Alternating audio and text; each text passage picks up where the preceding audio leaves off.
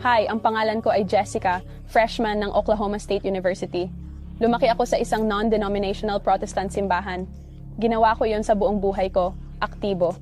Tumigil kami sa pagpunta sa simbahan at pagkatapos, noong huling bahagi ng senior year sa high school, bigla na lang akong nagustuhan na bumalik sa simbahan isang linggo. Kaya sinabi ko sa aking mga magulang at pumunta kami sa susunod na linggo.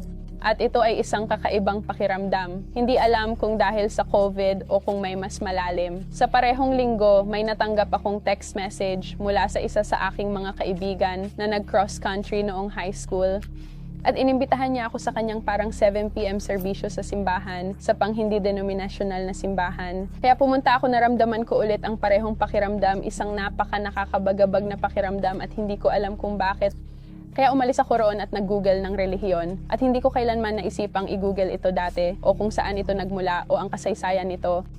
At pagkatapos ay sinuri ko kung sino ang nagtatag nito at si Jesucristo ang nagtatag ng Katolisismo. Naging interesado ako sa simbahang Katoliko. Ang tanging tao na talagang komportable ako noong panahong iyon na alam kong Katoliko ay isang taong kasayaw ko. Sumayaw ako sa buong high school. Mayroon kaming big at little sa aming ballet company, kaya siya ang aking little. Nakipag-ugnayan ako sa kanya. Pumunta siya sa isa pang simbahang Katoliko sa Sugarland. Inimbitahan niya akong pumunta sa Life Teen Mass sa susunod na linggo. Pumunta ako.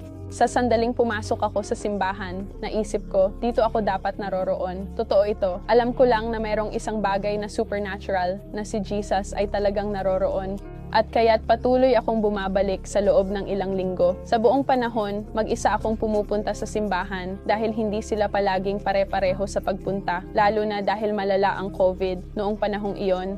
At pagkatapos ay nalaman ko na may isa pang simbahang Katoliko sa Sugarland. Doon ko natagpuan ang St. Teresa's. Pagpasok, mararamdaman mo na mayroong isang bagay doon. Nakikita ito ng lahat. Alam ito ng lahat. Lahat ay may paggalang. Lahat ay seryoso dito. Hindi lang ito isang bagay na ginagawa ko tuwing linggo. Ito ay kanilang buhay. Doon ay dinadala sa labas ng simbahan, sa kanilang normal na buhay, na isang bagay na wala ako nung lumalaki ako. Gusto ko na hindi ito magarbo. Gusto ko na hindi lang ito isang banda. Nagpe-perform ng mga kanta at ang mga tao ay nagwawagayway ng kanilang mga kamay sa hangin. Gusto ko na may tunay na kagalakan, mayroon ding tunay na kalungkutan. Pinag-uusapan ng magagandang at mahihirap na bagay, talagang namatay siya para sa iyong mga kasalanan. Pinag-uusapan ito bilang totoo dahil ito ay totoo. At pagkatapos ay naalala kong pumunta sa adorasyon sa unang pagkakataon. Pagpasok sa silid, mararamdaman ang presensya ni Jesus na kasama. At mararamdaman mo rin ito sa misa, katulad ng sandaling pumasok ka sa simbahan. At alalahanin na siya ay naroon at siya ay naroroon. Sa tingin ko kaya gusto ko ring pumunta sa misa ng madalas. Ito ay dahil parang isa pang oras na maitatabi ko. Katulad ng pagtatabi mo ng oras para sa mga pagkakaibigan. Kung si Jesus ay aking kaibigan, naglalaan ako ng oras sa kanya araw-araw. Ang simbahan ay nagbibigay sa atin ng napakaraming bagay na nagbibigay sa atin ng pagkakataon mapalapit sa ating sarili kay Kristo. Hindi mo makukuha iyon sa labas ng simbahang Katoliko. Kaya kung hindi ka Katoliko, wala ka ang mga sakramentong iyon o hindi mo alam ang tungkol sa alinman sa mga sakramental na ito at hindi kaya maging mas malapit, parang may hangganan ka sa isang tiyak na punto at hindi ka na makakalapit pa kaysa sa kung nasaan ka na. Gusto ko ang Latin Mass. Mas madali para sa akin na magmeditasyon ng personal at parang magkaroon ng sarili kong pag-uusap kay Kristo. Pakiramdam ko palagi akong kailangang magsabi ng isang bagay. Sa Novus Ordo, kumpara sa Latin Mass, maaari kong ihanda ang aking sarili para sa sakripisyo. Novus Ordo Mass, kapag ginawa ng maayos at may paggalang, isang napakagandang misa, ngunit ito ay maraming pagbigkas ng mga bagay. Noong lumipat ako sa Oklahoma para sa paaralan, talagang nasasabik akong pumasok sa paaralan at lumipat. Ngunit sa una ay talagang nalungkot ako na walang mga Latin na misa na malapit sa akin. Naalala kong binasa ang liham na inilabas ng obispo para sa Houston Galveston Diocese. Talagang nalungkot ako. Masaya ako na kahit papaano ay naranasan ko ito. Masaya ako na nagsimula akong mag-convert noong ginawa ko ito at nakilala ang mga tao noong nagawa ko ito. Sa tuwing may iniaalok na isa, palagi akong pumupunta dahil ito ay napakaiba sa pinakamagandang paraan.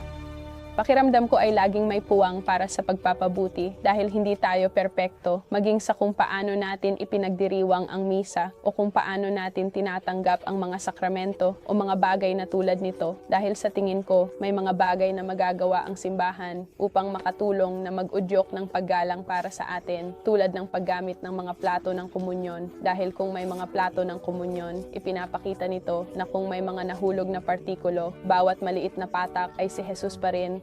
At kung maglalagay sila ng kneeler, malinaw na hinihikayat nito ang pagluhod. Isang payo ko ay huwag kailanman makontento. Pakiramdam ko ay ginawa ko ito ng ilang sandali at hindi talaga ako nagtanong tungkol sa aking pananampalataya hanggang sa ako ay nasa senior high school.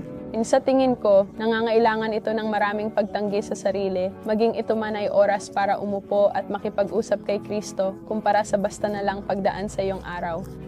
Sinusubukan kong maglaan ng oras para makipag-usap sa Panginoon at makinig, kaya mas madalas akong umuupo sa katahimikan o nagmamaneho ng walang radyo o anumang tunog dahil minsan may inilalagay siya sa aking puso na dapat pag-isipan. Mahilig akong magbasa ng marami, nagdarasal ako ng rosaryo, nanonood ako ng maraming katolikong video sa YouTube para matuto pa. Gusto ko kapag pinag-uusapan ng mga pare ang tungkol sa mga santo, minsan hindi ko sila kilala. Isang paraan para makilala ang bago na di ko pa narinig. Maari mong malaman ang kanilang mga kwento, ano ang ginawa nila sa kanilang buhay, at paano ko ito ipapakita sa akin. Bago ako naging Katoliko, wala talagang nakakapagbigay ng kasiyahan. At ngayon na ako ay Katoliko na, ito ang pinakamasaya kong naramdaman sa buong buhay ko.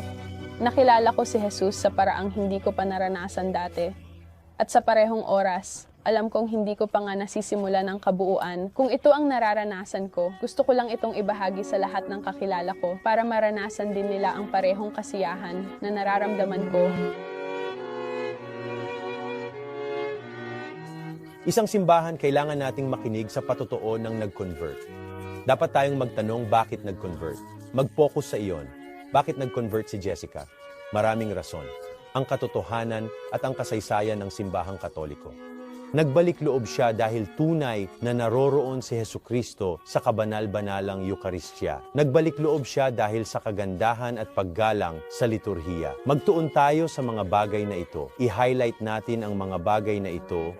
Pindutin ang subscribe para sa higit pang patotoo at inspiring content. Pagpalain ka ng Diyos, mahal ka ng Diyos, at maaari kang manood ng higit pang video